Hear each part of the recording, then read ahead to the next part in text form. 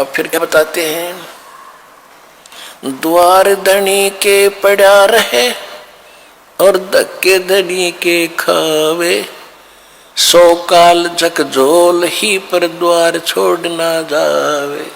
इस मार्ग में सफल होने का एक फार्मूला बताया है कि जब ज्ञान हो जाता है, परम संत की पहचान हो जाती है, कहते हैं द्वार धनी के पड़ा रहे और धक्के धनी के खावे, आवे और जावे भगवान के चरणों में।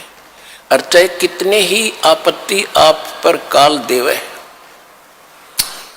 जैसे संसारिक, क्योंकि आपने नाम ले लिया, अब धीरे धीरे आपका सब संकट दूर होने लगेंगे, तो आप ऐसा महसूस करोगे कि जैसे कोई आपत्ति आ गई नाम लेने से। नहीं, आपत्ति तक टल रही है आपकी। अगर नाम ना ले रखा होता तो जान जानी थी। आपको कई भक्त मिलते हैं, कहते हैं जी नाम लेने के बाद मैं वहां से छोड़ कर आया हूँ, मेरे ऐसी कुछ तकलीफ होगी।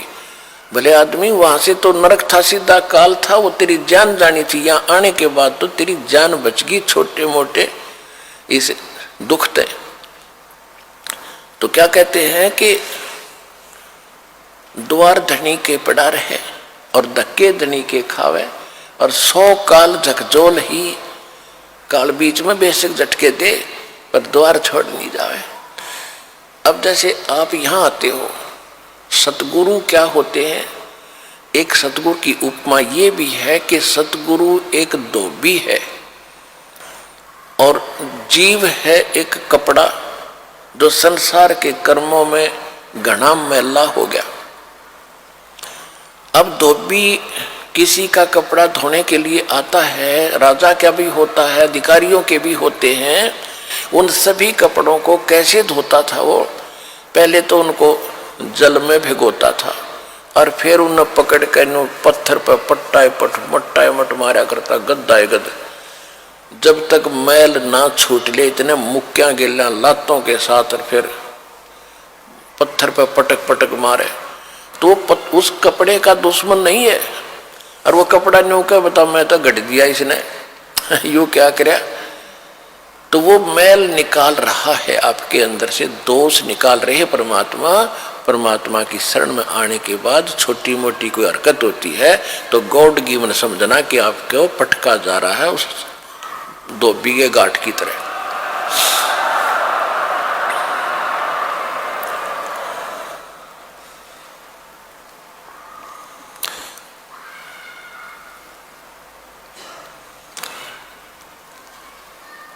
फिर क्या बताया है कि दरस परस नहीं अंतरा पारस,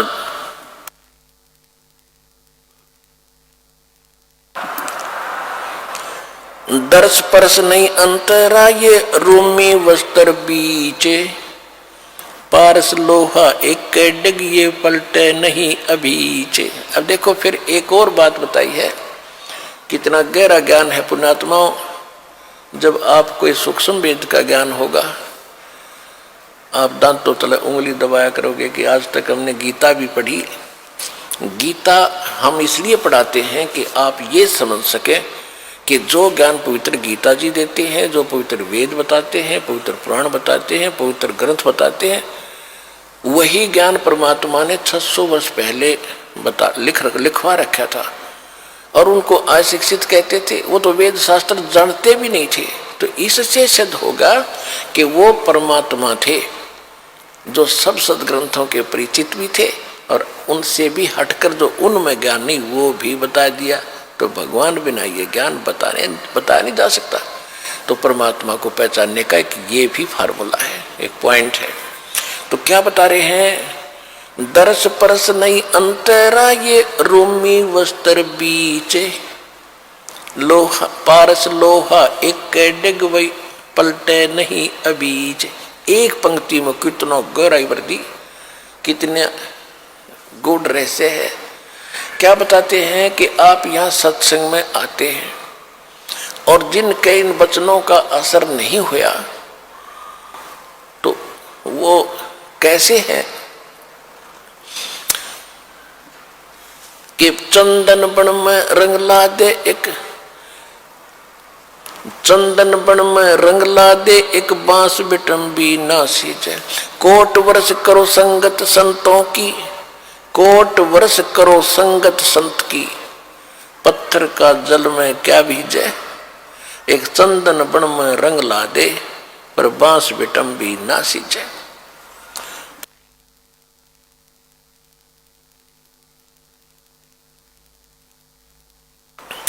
क्या बताते हैं कि जैसे सत्संग में भी आते हैं और फिर विकार भी करते हैं, उनके बारे में बताया है कि जैसे करोड़ वर्ष करो संगत संत की, संतों की, पत्थर का जल में क्या भीजे।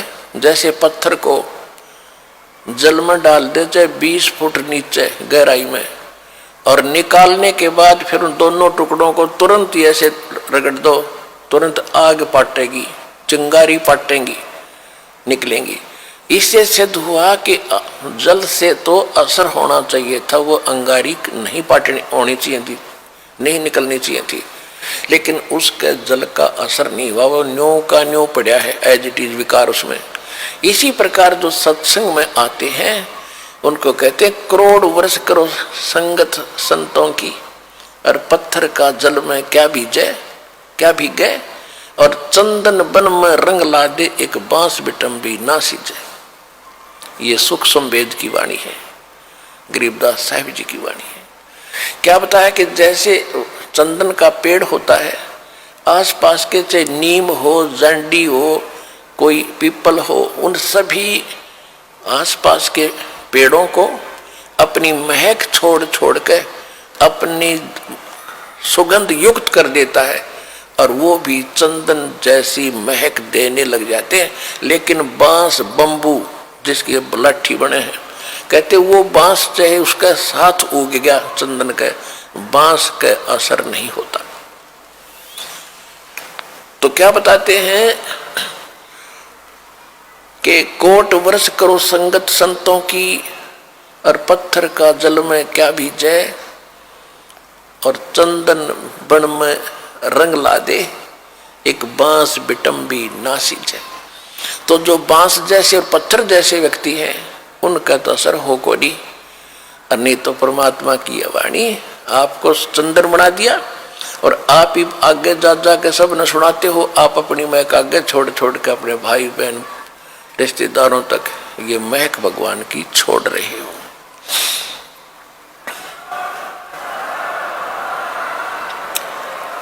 अब क्या बताते हैं कि यहां आते भी हैं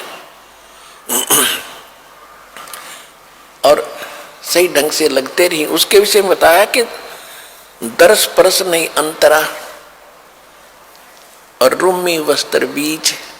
जैसे एक पत्थर होता था जिसको पारस पत्थर बोलते, और उस पारस पत्थर में पत्थर जैसा ही होता है, उसकी पहचान नहीं हो सकती। उसकी पहचान यही है कि जिस समय वो लोहे से टच होता है तो पूरे उस लोहे के उस गट्ठे को, जैसे ये गाडर का बिठा दिया किसी कोने में, गाडर होते हैं ना, गाडर आपने देखे कड़ियों की तरह लोहे के गाडर होते हैं लंबे लंबे, एक गाडर का कहीं भी बिठा दिया, टच कर दिया तो पूरे गाडर को सोना बना देता वो। अब क्या कहते हैं कि उस पारस पत्थर और लोहे के बीच में कतीनों साथ साथ रखे हों, और उनके बीच में इतना अंतर हो जैसे पहले एक रोम से बनकर कपड़ा आता था, बहुत पतला। आवाज नहीं जा रही बाहर।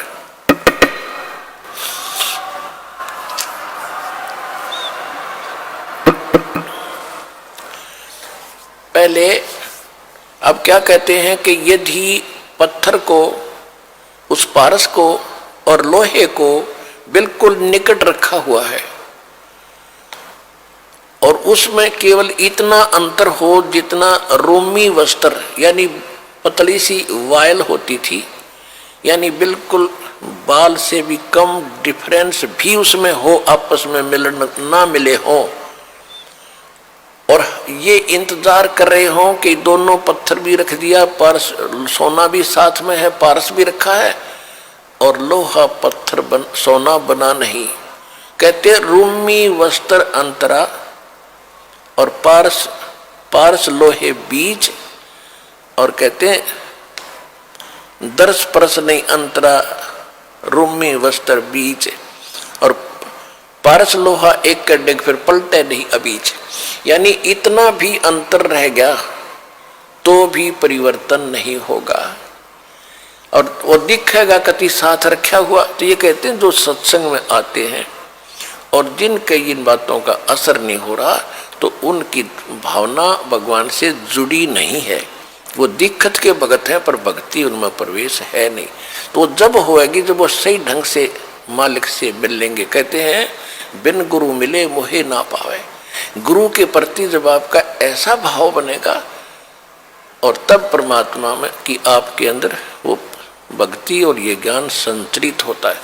तो यहाँ बताते हैं कि यहाँ जैसे सत्संग में भी आते हैं और विकार नहीं छोड़ रहे हैं, उनके विषय में कहा है कि कोट वर्ष करे संगत संतों की, पत्थर का जल में के बीच है, एक चंदन बन में रंग ला दे पर बांस बिटम्बी ना सींचे। तो आप चंदन हो, आप ये दास चंदन है, और आप परमात्मा के पेड़ हो, वो पौधे हो जिनका असर हो गया, और बांस रूपी जो व्यक्ति हैं उनका असर नहीं होता। वो तो काल के जाल में रहेंगे, मरण दे।